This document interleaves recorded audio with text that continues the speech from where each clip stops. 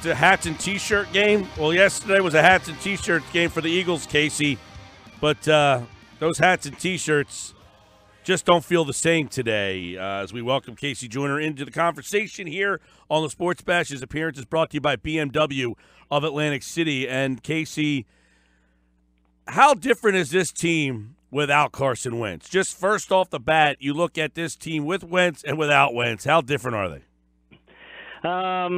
Well, think about it from Peterson's perspective. Okay, the defense is probably about what it is. It's not going to change anything the defense is. The special teams, never mind the gaff of the block punt yesterday, it's still a very good special teams unit. So you can run block well. You've got a lot of receivers who can do a lot of different things. You can run a very varied offense. Foles is familiar with your system, and he was first in the league in bad decision rate, that metric guy that measures quarterback mistakes. He's first in that a few years ago. So you start looking at these options and you're going, okay, this is not good because Wentz is such a great quarterback, but this is a team that if you just get good quarterback play, you might have Super Bowl chances. So I'm of the mindset that they can still go somewhere.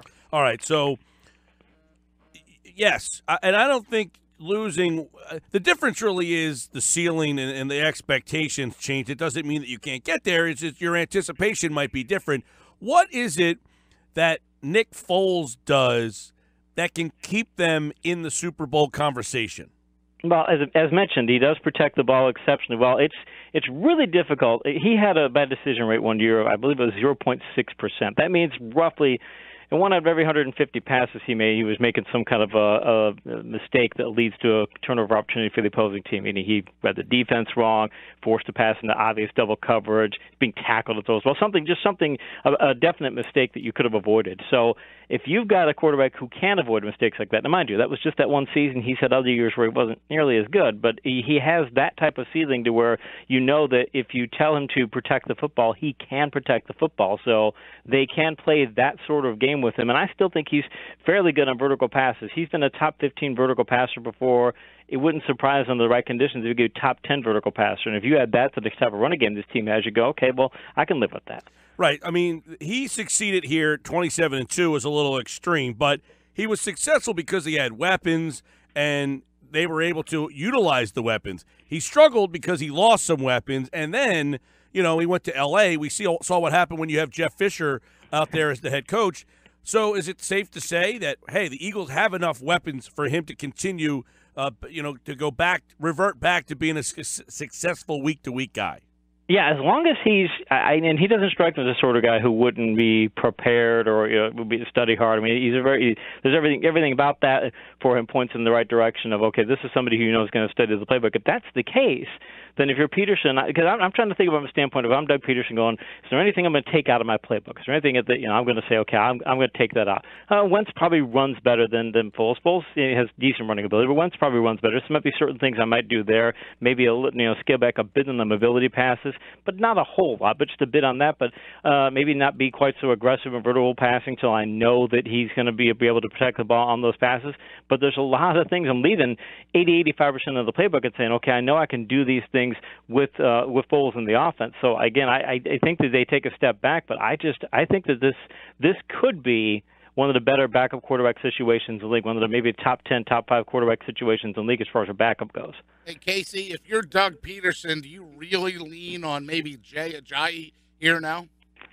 I know I've got 3 running backs, and I know I can run block exceptionally well. We mentioned last week that the Eagles' run blocking has been very good this year, and I expected them to do well against the Rams' defensive front 7, and they did. So I think that they can very much lean on the running game because their good blocking rate yesterday was still a 42% good blocking rate, which is solid against that front. They're capable of posting a 50% good blocking rate. So you can run the football. You've got the power back in Blunt. You've got the breakaway back in Ajayi. You've got a guy in Clement who can kind of give you breakaway and pass catching ability. So I start adding those elements together. I'm not seeing where they got to scale the running game back at all, and I think they could do a lot of things with the running game. So, yeah, I'm going to lean on the run pretty heavily. Good blocking rate, but are you worried about that run blocking mainly the left side of the line?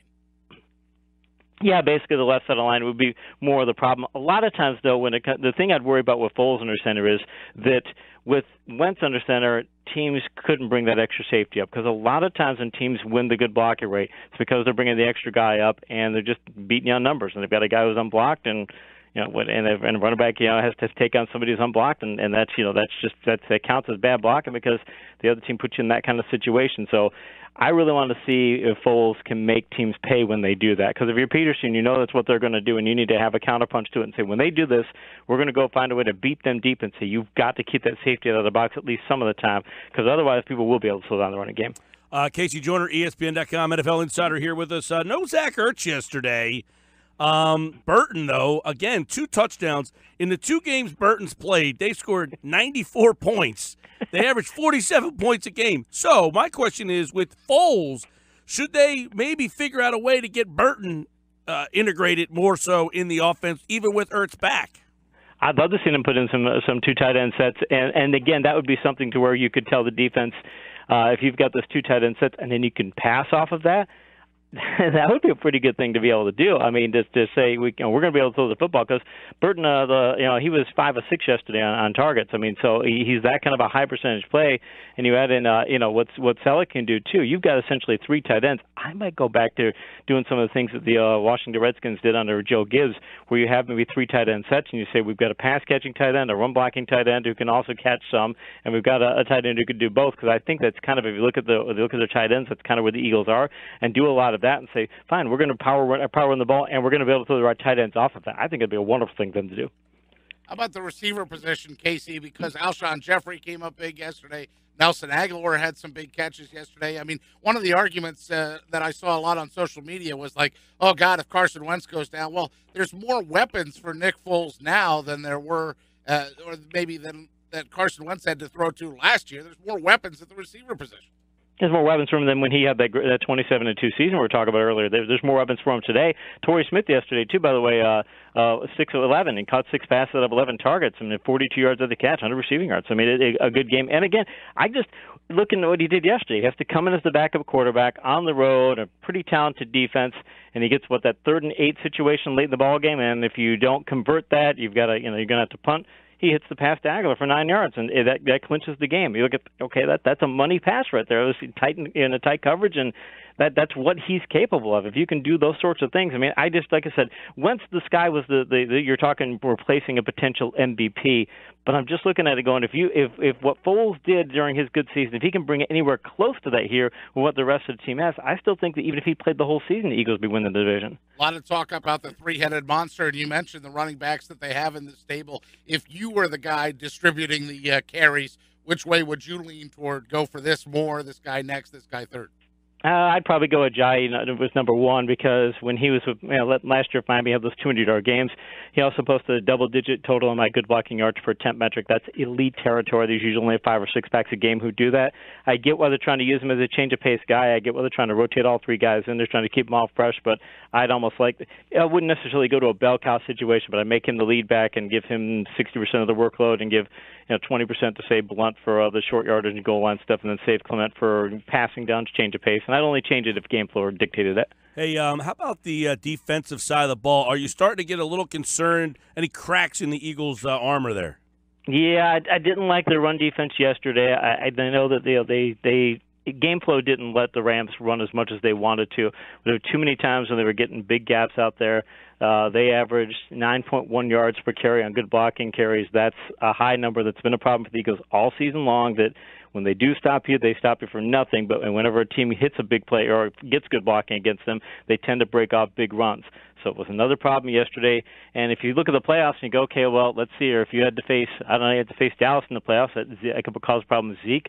That could cause a problem with the Atlanta running backs. It could cause a problem with Minnesota running backs. It could cause a problem. There's a lot of teams to where if the Eagles see those teams in the playoffs, you can't allow those big gainers. So, yeah, I am worried about that. Casey, what were the Rams doing to neutralize the Eagles' defensive line? Other than Fletcher Cox, who you seem to see a lot, there didn't seem to be a bunch of push and threat to Goff. They're that good. I mean, I don't want to, excuse me, poo-poo what they did schematically. They're just that good. They've been that good all season long. They get all kinds of credit for how well they do in run blocking. Their pass blocking most of the season has been top 10 in the league in pass pressure rate, and they have ranked at or near the top of the league in time in pocket allowed for Jared Goff, how many seconds to give him per pass. So that's just who they are. They can do that to any pass rushing team. Hey, Ajayi, you talk about how you like him. I do you think the Eagles could and should use him comparably to what they do with Gurley with L.A.? I wouldn't necessarily go full tier bell cow with him because he's had those knee injuries in the past. He's had the durability question marks. So I wouldn't want to set him at a pace to do 300 carries. Having said that, it's week 15. Okay, it's late in the season, so you've got 3 games left in the regular season. Maybe one of them, maybe one of them could be meaningless depending on how the playoff picture plays out. But you got 3 regular season games left. If you got the first round bye, probably, so at most you're gonna have 3 postseason games. So can you ask him to have a 6-game run as a bell cow? Yeah, maybe. And again, maybe there's situations where you don't make him a full scale bell cow and you don't give him 25 carries. But yeah, I probably would because I think that you want to see backs get into that type of flow. When you keep mixing these backups, it's good schematically, but running backs will tell you that they prefer to get a lot of carries because they don't feel like getting into a groove until they do. Yeah, and the way they use him in the screen game and kind of get him in the open, a lot of one-on-one opportunities. And when he gets moving, he's a load to bring down. And Ajayi's a similar, big guy. When he gets moving, in the open field, tough to bring down like that. Ajayi is averaging, I mentioned the good blocking yards per attempt. It's a small sample size, and usually stay away from talking about small sample sizes. But right now, he's averaging 12.6 yards per carry when he gets good blocking. I mean, that's a phenomenal pace. That's much better than, I'll tell you, Blunt is averaging 9.5 yards this season, so that's really good. But you've got a guy in Ajayi who's averaging 12.6, and even Clement's at 7.8. It's not quite as good, but he's really your pass catching back, so maybe you can deal with that. But you have 2 backs who can do that. I can see why the Eagles would say we feel we've got 2 breakaway backs, but Ajayi's the guy. I think Blunt's the guy who can get you. If you give him 5 yards in blocking, he can go get another 10 or 15 for you. Ajayi's the sort of guy. You give him 5 yards in blocking, he can get you 50 more. All right, let's buzz around the league real fast. A couple of the key games. Green Bay wins again. They had to go to overtime to beat Cleveland, but they win again. Will they be a factor when Rodgers comes back? Oh, you can ask around the league, and nobody wants to face Aaron Rodgers. If Rodgers comes back this week and they can win their last 3 with him under center, they can. That offense suddenly changes because their passing game, they've not been their air yards downfield. Our average air yards downfield has been next to nothing with Huntley under center. You put Rodgers back there, it changes the whole team. So yeah, they're scary in the playoffs. What changed for Kansas City yesterday? The Raiders don't have much of a pass rush, for 1, and 2, I think that the play calling now for the Chiefs, I think they finally decided they're going to just be they've gotten away from trying to be that running team and saying we're going to trust Alex Smith, and I think it makes all the difference. Will the Cowboys be a factor when Zeke Elliott gets back? Oh yeah, their run blocking has been nearly as good without him. You get him back in the center, and he gives you the breakaway ability. Although yesterday, the breakaway ability seemed just fine yesterday, but generally speaking, the breakaway ability hasn't been quite as good in the running game. Yeah, I think that it's going to be if you get Packers with Rodgers and you get Cowboys with Elliott, and they're both healthy. Those are good teams that can both run the table. Are the Lions a factor? I still think they're too one-dimensional. They leaned on Theoretic yesterday, and when Abdullah got hurt, I just don't think they have the kind of running game. They got to pass too often, so they're probably one and done in the playoffs. Carolina beat the Vikings 31-24. What happened to the Vikings defense?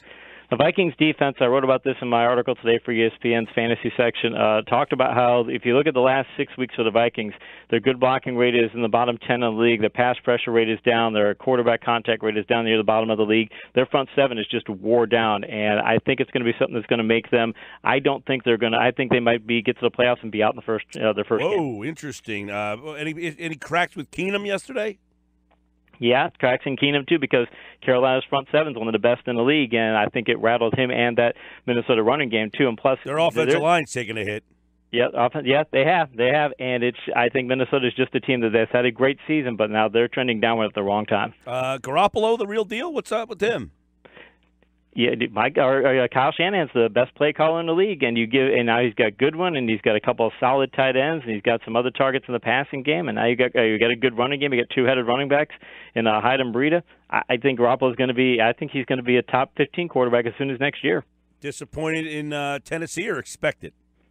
Expected. Their blocking has the run blocking has taken a big downward turn the last few weeks, and it's unexpected for them because they've been so good for the last year and a half. If they don't get it fixed, they're not going to make playoffs. How about the Chargers beating the Redskins? The Chargers are just, they've been on fire. They are, and it's one of those things. Phillip Rivers is a streaky quarterback, and if you get him into you get him in the right kind of blocking, you get him in the right kind of situations. I mean, Williams caught a 75-yard touchdown yesterday. They've got a great running back, and their run blocking has been better too. I think it's a big factor. It's not, it used to be abysmal, now it's an average for that offensive line, and with Gordon, you can get away with that. Jags beat the Seahawks. Impressive win for them. What stood out? What stood out is, that they were able to contain Wilson for as long as they did. He's so good that even if you get a pass rush on him, and they were Seattle was 30th in pass pressure they were allowed for the last 6 weeks coming into that game. So of course you'd expect Jacksonville to get a ton of pressure, which they did. But Wilson, he was not able to beat them. And plus, again, they're a closer team now too. They get ahead. They usually put a team away. So I like the fact that they could win a high scoring game. Entertaining one last night, 500 for Big Ben, and the Ravens fall 39-38. Yeah, my son I let him stay up last night. He was at school in the morning, but I let him stay up to watch it and things. And we watched that, and it looked like Tomlining all game long. And then they come back, and the Steelers. The thing is, you win games they've won. They beat Green Bay in a game they shouldn't have won. They beat Baltimore last night in a game they should have won. They've won 3 games now in the last 4 weeks. Or Cincinnati in the game that really they shouldn't have won. You can't keep winning like that. But if you keep doing it, I think they lose next week. But the way they've been playing, who knows? KC Joyner will be back on Friday's show with the breakdown of Eagles and the Giants and all of the key Week 15 matchups here on the Sports Bash Live on 97.3 ESPN. Thanks, pal. Appreciate it, guys.